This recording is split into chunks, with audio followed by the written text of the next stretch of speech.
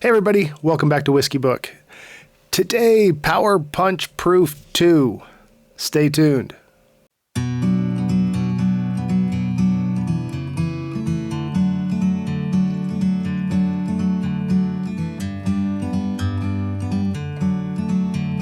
everybody, welcome back to Whiskey Book. Part 2 in the Power Punching Proof lineup.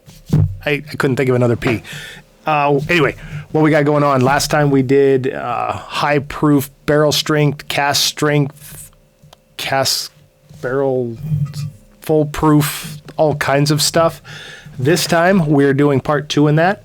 And I'm limited on how many I have, so we'll see what we've got here. I do have 5 in front of me, laid out in these glasses. I don't know which one's in which glasses. My lovely wife has poured these off camera. I have no idea what's in the glasses, but I do know what bottles we have. So what do we have in this lineup? Kind of got I wouldn't say an eclectic, well, maybe a little bit of an eclectic group. We've got, I don't think we have anything over $100. So we've got a lot of proof in front of me for right around anywhere from $30 to $70 per bottle. So not too bad tonight.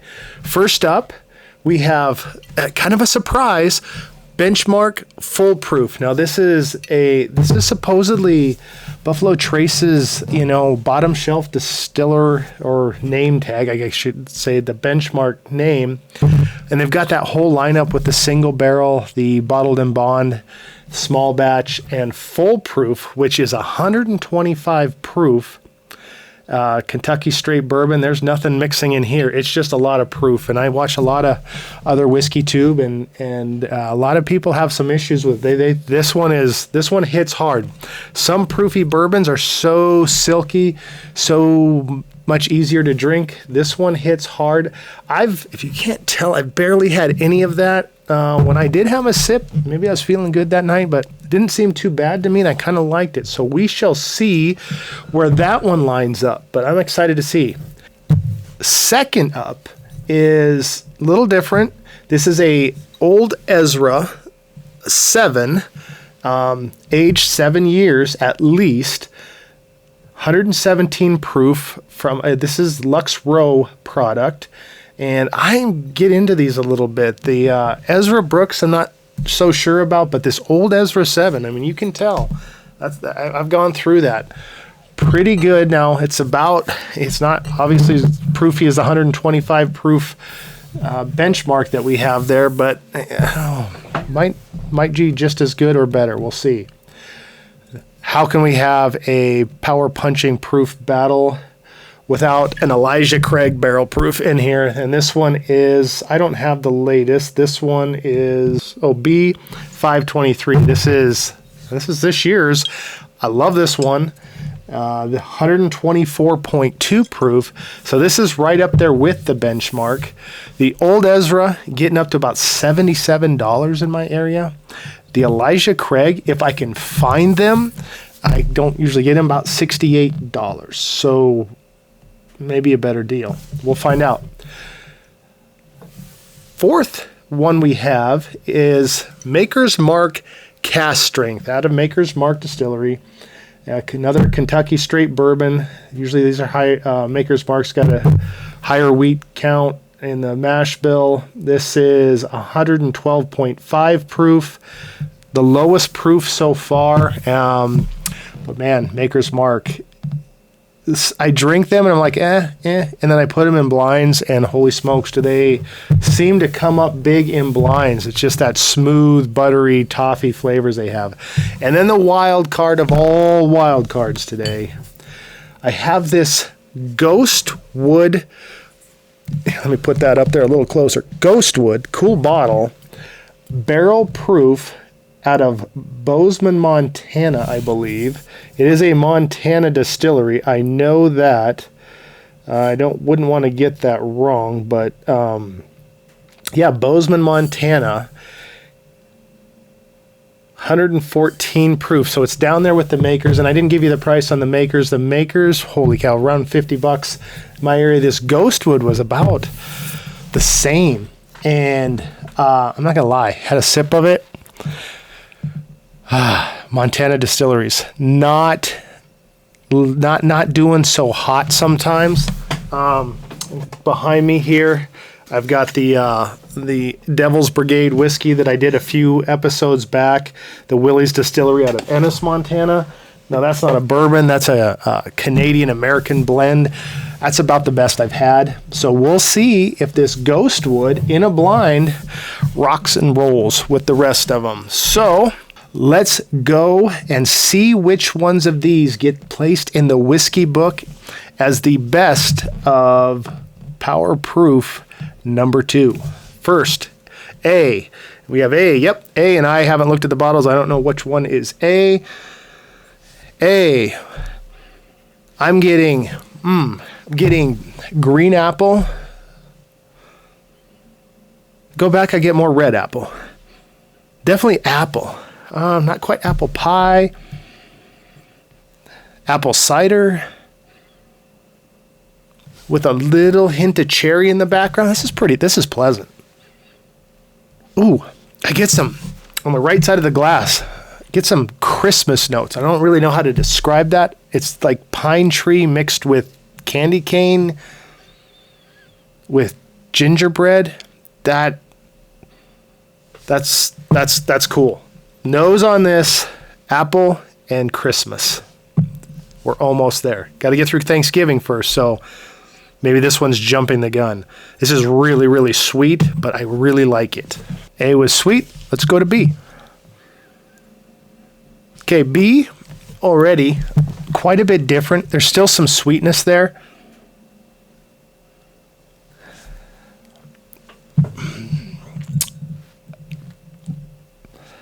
I don't want to guess what this is, but there's a note in there that makes me think it's one of these.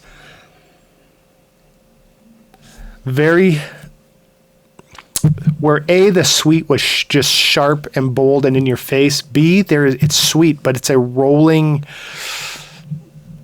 lighter, fluffier sweetness. I don't know what it is today, but I'm still getting Christmas tree. Not as sharp as A, but kind of that gingerbread again. Maybe it's not quite just cinnamon. There's a bready, B has a bready sweetness to it. I can't wait to see what that one is. That one's very, very interesting. I like B's nose right now. Very interesting. B was fluffy. A was sharp. Let's see what C is. Oh, C. Very, very sweet. This is honeyed. No, this is baked pie. That is baked cherry pie. That is cherry filling and candy cane and bubble yum with a little bit of must. There is some young must on C, but there are all kinds of different sweetnesses on them. All of these very sweet so far today. And I'm not getting the maple caramel, like getting a lot of honey on this. I am. But there is some cherry baked pie, fruit filling. But right in the middle, it's bubble gum. Like marshmallow bubble gum. If you could mix those two, it's very candy cane. Cotton candy. Let's call this cotton candy, bubblegum cotton candy with must on the edges. Ooh, that's cool. Let's do D. And as I get to D, I'm reminding myself, these are barrel proofs, full proofs, cast strength. They all mean the same thing. It all means that these liquid delights are poured straight from the barrel into the bottle and they are not watered down one bit. That is what cast strength, barrel strength, full proof, that is what this all means. And so, yay me for doing 5 of these. Woo! All right, D. Okay, D is so different. D is not sweet. D has a funk on it. I almost hear Motown. That is funky funk. Like Okay, I can't say I like it either. That reminds me of when I was younger, I used to tear down buildings with my grandpa. And we'd go into some dirty old, we tore down an old hardware store once and an old grain building and a ranch, not a garage, but a lean-to kind of building. And they all had attics and there's dust and old stuff. And that's what it's not the exact smell, but that's what I'm getting off of this. That is like wild turkey funk turned up 10 notches, and I don't mean the good part of that funk. There's just... Oh, you know what? I think I might have been wrong before. This, I had an Old Elk double weeded that some people absolutely love, and I couldn't stand. It had a funk on it. That's exactly what I'm getting off of this one. That double weeded. If you like Old Elk double weeded, you will like the nose on this one. I wasn't a fan, and this has a lot of those same characteristics. So let's see what E. Yep, we're still in order. E smells like, and we're back to fruity apple. That is baking spice, apple, caramel, vanilla, and honey. That is so far. This is the most bourbony of the bourbons. Without further ado, let us go to A.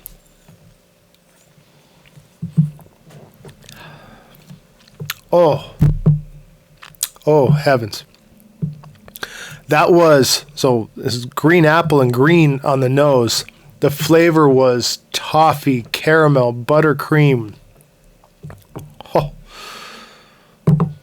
Yeah, that's going to be hard to beat. A is going to be a bugger to beat. That was everything I like in a bourbon. It's still going. It's the maple candy. It's toffee, little bit of vanilla, caramel, almost more vanilla ice cream, like the melted ice cream. That vanilla you get. When you eat ice cream that's frozen, it tastes different than when it melts, and it's almost milky. That when it's can't even talk. It's so good. A is good. All right, B.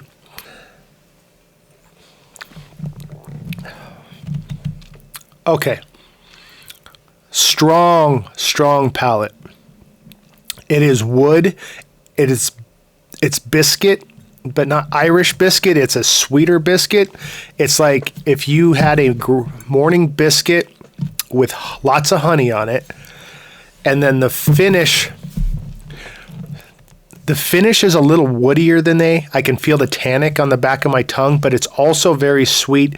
This one is definitely more vanilla honey, but it's a strong vanilla honey. It's not, sometimes you get the honey flavor. It's you say honey because it's a weaker sweetness. This is not.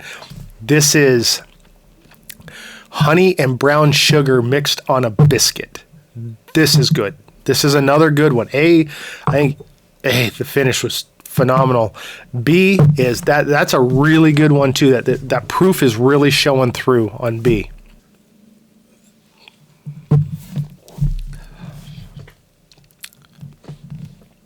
Okay, that's more of a muted cola, like a Coke, generic Coke that's gone a little bit flat. There's still some carbonation in there, but it's gone flat, and you mix some peanuts with it to make it salty. Not necessarily the nut flavor. I'm not getting a lot of peanut nut flavor, but I'm getting a saltiness off of that. That's like this is the salted nut bars, the with all the peanuts on them, and you take all the peanuts off and you have that little bit of caramel and the nugget in the middle. That's what this is. Not bad. The finish isn't going like A and B. It's not this buttery, creamy, viscous flavor that just keeps going, but it's there. I keep getting this cola. It's definitely not cherry cola. It's just regular, like I guess maybe a vanilla Coke. Again, generic though, not hard to describe, but it would be a generic cola, like the ones you pick up at Walmart or whatever, their brand that's not quite, doesn't have quite the flavor, quite the power, but it's still there. And then it's almost flat and you're mixing it with honey. because why wouldn't you do that? Why wouldn't you pour honey into your Coke? D. Sorry. Okay, let's drink it.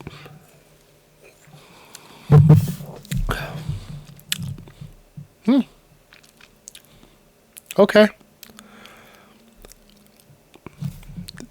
Bear with me here. It's like eating a Hershey's chocolate bar and then drinking cranberry juice. The two shouldn't go together. It's probably not my favorite, but I'm not going to hate it. That's the weirdest thing I think I've had. But and I go back to the nose, I smell hospital. Don't ask. No, and I'm not 3 sheets to the wind. I don't know how to describe D. There's some interesting notes here. You may like this. I'm not a big fan. All right, let's go to E. Nice to be back on track after the loop I went on with D, because that was funky.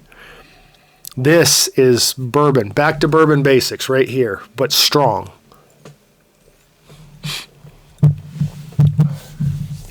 Okay, getting the very spicy baking spice, not cinnamon, but baking spice.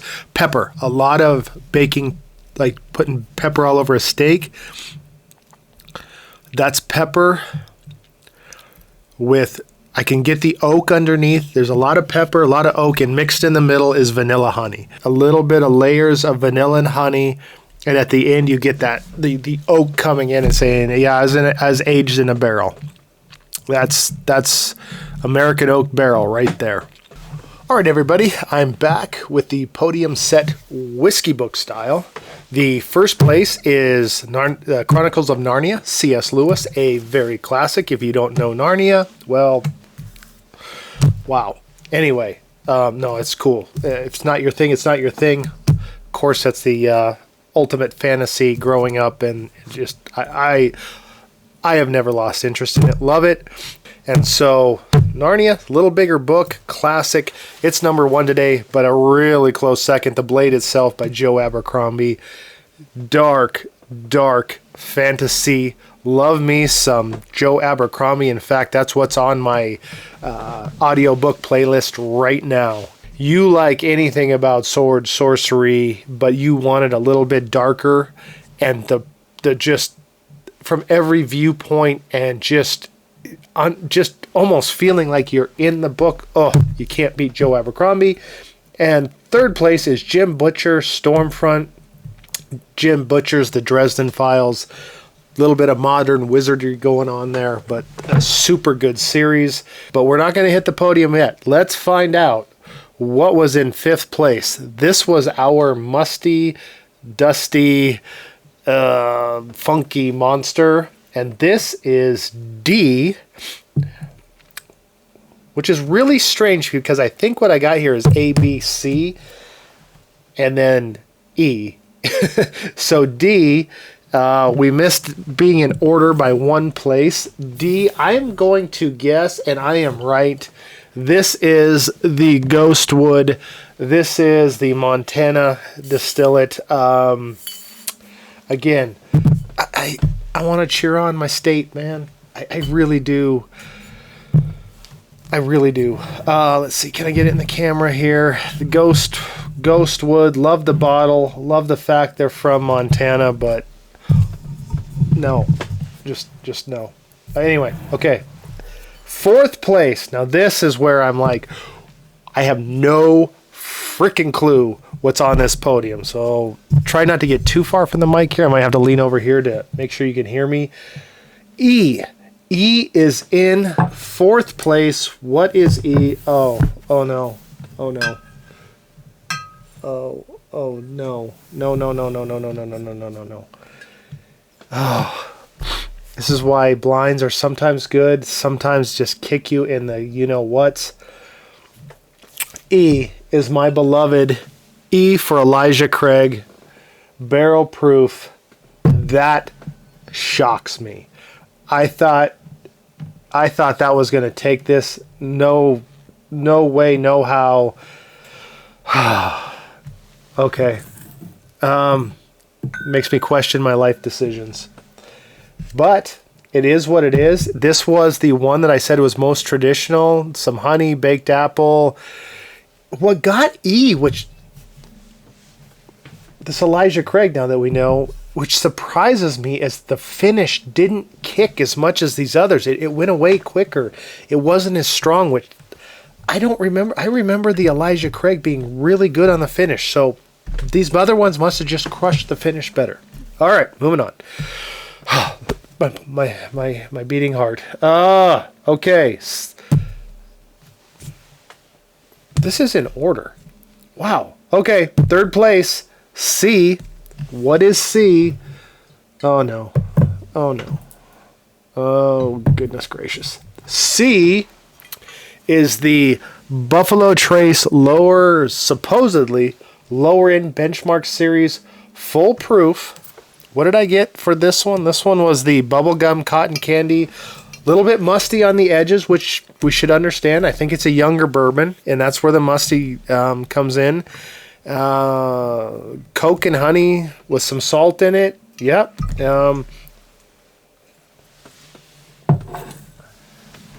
Yep. Still get it.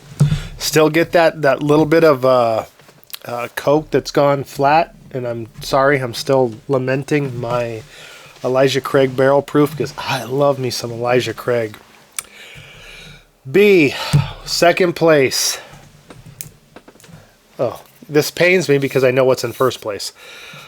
Old Ezra coming in second place. This one was the breezy, rolling, fluffy, sweet, immediate, strong honey vanilla. This was really strong. This is super, super good.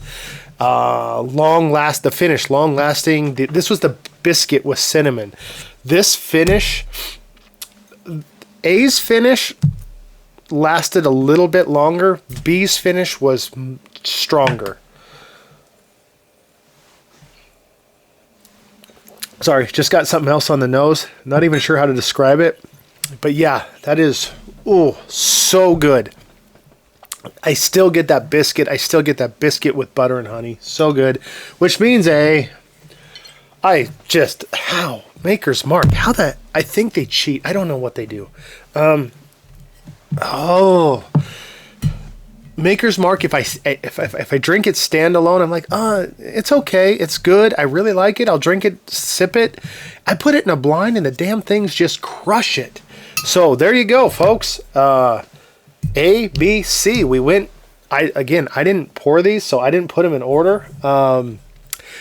Shocked as hell. I thought the Elijah Craig would be 1 or 2 for certain. Maker's Mark really doesn't surprise me. It's a hitter. It is what it is. Kind of boring that, this Maker's Mark that makes so much bourbon and it's just sort of always on the shelf, just kicks some butt. But hey, good is good and we'll take it. Old Ezra 7. Don't sleep on this one. I've always really liked it. I'm a little upset. I used to get it for 60 something. Now it's 77. Guess it matches the 7, but ugh. And hey, benchmark foolproof. I didn't hate it. It didn't come across as too proofy. It's a little younger. I think if you probably catch me on another day, the Elijah Craig would whoop its butt. I really think that. I drink these by themselves. I would take the Elijah Craig any day of the week over this one. In fact, the Elijah Craig, this is why I did this proof battle, is because this and the Ezra go back and forth for me for really good, but I can't knock out this Maker's. Way to go, candle waxy top bottle. Thanks again for watching Whiskey Brook. And okay, I'm having fun. This proofy battle. Montana, step up your game. Love the bottles, but step up your game. Everybody else, way higher tier than whatever. And we'll see you next time and find out what goes in the Whiskey Book next time as champion.